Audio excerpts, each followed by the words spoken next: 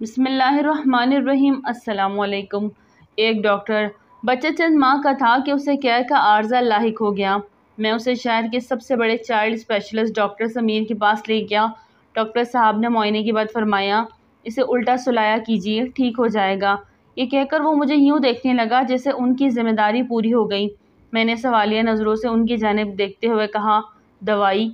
उन्होंने खाली पर्चा मेरी जानिब बढ़ाते हुए फरमाया, कोई दवाई नहीं, बच्चों को दवा सिर्फ अशद ज़रूरत के तहत दी जाती है।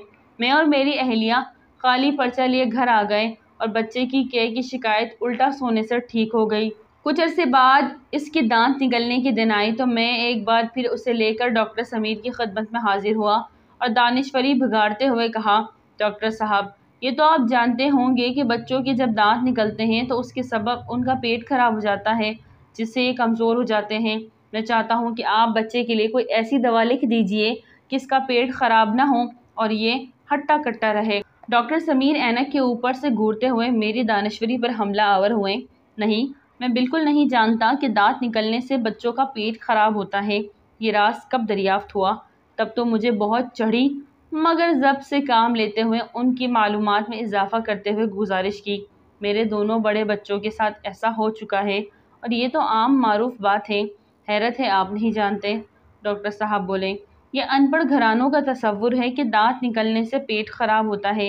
हकीकत यह है कि जब बच्चे के दांत निकलते हैं तो उसके मसोड़ों में खुजली होती है, जिसके सबब वो बार बार हाथ मुंह में डालने लगता है। चूँकि हाथों पर जरासीम होते हैं तो ये बच्चों के पेट में जाकर ख़राबी पैदा कर देते हैं। हल इसका यह है कि बच्चों के दांत निकलने के अयाम में मुनासिब वक्फे के साथ दिन में 4 बार उसके हाथ साबुन से धोए जाएं। ये कहकर वो पिछली बार की तरह ही हाथ टेबल पर रख कर बैठ गए, जैसे उन्हें मज़ीद कुछ नहीं करना। अर्ज़ किया, दवाई कोई नहीं? फरमाया, कोई नहीं। कुछ मुद्दत बाद बच्चे का गला और सीना ख़राब हो गया।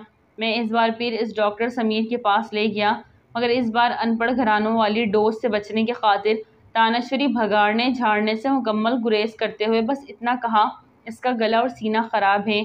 क्यों ख़राब है? मुझे क्या पता, मैं तो अनपढ़ घराने से ताल्लुक़ रखता हूँ। ये मैंने जी ही जी में कहा, चोंच बंद ही रखी।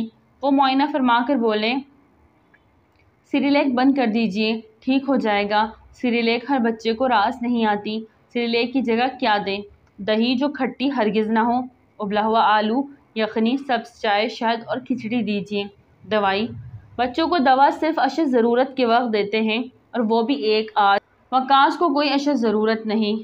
मैं बच्चे को 10-12 बरस की उम्र तक बावक्त ज़रूरत डॉक्टर समीर को ही दिखाता रहा और इस पूरे अरसे में 1-2 बार ही उन्होंने एक आध दवाई लिख कर दी और सख्ती से इस बात के कायल थे कि बच्चे को दवा नहीं देनी चाहिए। आज भी उनके लिए दिल से दुआ निकलती है, क्योंकि वो ऐसे दौर में बच्चों को अद्वियात से बचाने के कायल थे जिस दौर में डॉक्टर्स 5 से 10 दवाइयाँ लिख कर मरीज़ को करते तो मज़ीद बीमार हुए, लेकिन नुस्खे वाले पैड की लूह पर और शाफी प्रिंट कराकर सवाब दारईन की उम्मीद भी रखते हैं। नाज़रीन, वीडियो अच्छी लगे तो लाइक करें, चैनल को सब्सक्राइब करें और दुआ में याद रखिए। अस्सलाम वालेकुम।